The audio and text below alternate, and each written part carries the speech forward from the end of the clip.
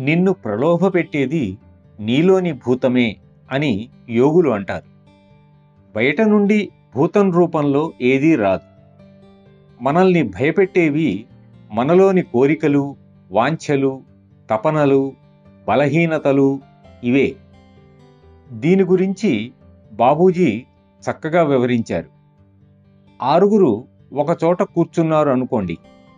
ఎదురుగా ఒక వస్తువు ఉంటే దానికి అందరూ ఒకే విధంగా ఆకర్షితులు కారు. ఒకడు ఆ వస్తువు కావాలనుకుంటాడు, ఇంకొకడు అందులో విశేషం ఏమీ లేదనుకుంటాడు, మరొకడు అది తన వద్ద ఉన్నదేగా అనుకుంటాడు. ఎందుకని? ఆ వస్తువుకి ఆకర్షించే శక్తి ఉంటే అందరూ ఆకర్షితులు కావాలి కదా.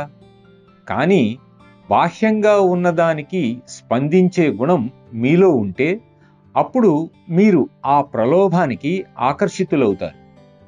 ఆ ప్రలోభానికి మూల కారణం మీ లోపల ఉన్నదనే సత్యాన్ని మీరు అంగీకరించరు. మీ ముఖాన్ని వికారంగా చూపించినందుకు అద్దాన్ని నిందిస్తే ప్రయోజనం ఏముంది అని నా గురుదేవులు వివరించారు.